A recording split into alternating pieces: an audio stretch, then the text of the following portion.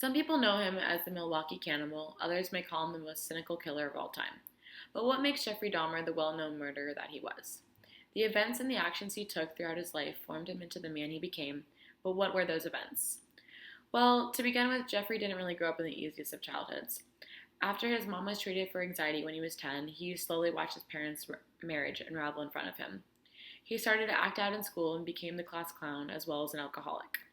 Students remember him coming to school, drinking a full cup of liquor every morning before class, almost as a routine. He was constantly drinking and never really was in a clear state of mind. Along with the alcohol came puberty. During the age when he and his body started transformation, Dahmer started to have sexual thoughts. Of course, around that age, that's completely normal, but with Dahmer, his thoughts were a little different than other teens. He was constantly fantasizing about not only having sex with men, but while he was killing them. At first, they were just thoughts, but as he grew older, he started to become a little bit more than curious. These thoughts about violence intermingled with sex caused him to start collecting roadkill and dissecting the animals to discover what was inside.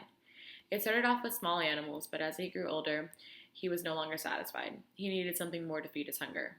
A few months after graduation, Jeffrey picked up an 18-year-old hitchhiker, Stephen Hicks, and brought him back to his place. They drank a few beers and hung out, and after about a few hours, Hicks decided he wanted to start head out. Then Dahmer decides to hit him over the head with a barbell and strangles him to death. Then continues to dismember the body with a knife, a skill he learned from dissecting animals, and put him in a boggy bag and got rid of the body. After his first incident with murder, Dahmer started to try to reevaluate his life. He went and worked for the Army for about 6 months and came back and started to go to Alcoholics Anonymous with his grandma as well as church on Sunday. This went on for about 3 years until one day at a local library, Dahmer received a note from a man sitting across the table. The note was written to him asking to perform sexual favors. Jeffrey himself believes this to be the biggest turning point in his life, and it was when he realized he could no longer fight the urges that he was having. Jeffrey started to go to gay sex clubs where he would drug his submissives, simulating a dead body, and then perform sexual acts. This continued for a long time until one of his victims almost overdosed on a pill he was given, and he was no longer allowed to return. A few months after, Jeffrey found a gay sex club he liked and started going there almost every single night. One of these nights, he met a man named Steve Toomey. After a few drinks, they went back to the hotel together. Dahmer then put sleeping pills in his drink to render him unconscious. When Dahmer woke up the next morning, he noticed his fists were bruised and Steve's cold body was lying right next to him. This continued on with the next victim after victim, first the drinking, then the drugging with sexual acts, then the strangling, over and over. The murders went on, but still Dahmer wasn't feeling completely satisfied.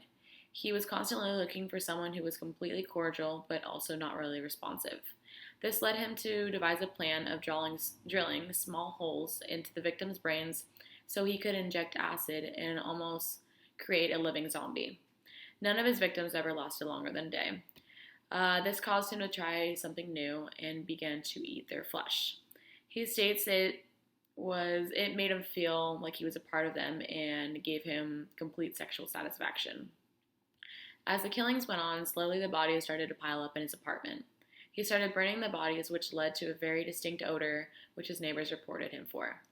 Jeffrey was finally caught on July 1991 when one of his victims, Tracy Edwards, managed to escape and flag down a patrol car outside of Dahmer's apartment. After he was caught, he wrote a 159-page confession for everything he had ever done. After he tried pleading guilty but insane, he was sentenced to imprisonment, serving over 900-year sentence, but was shortly murdered after by his cellmate. These actions that he took caused him to be one of the top 25 most cynical serial killers of all time, according to the New York Daily Savings News.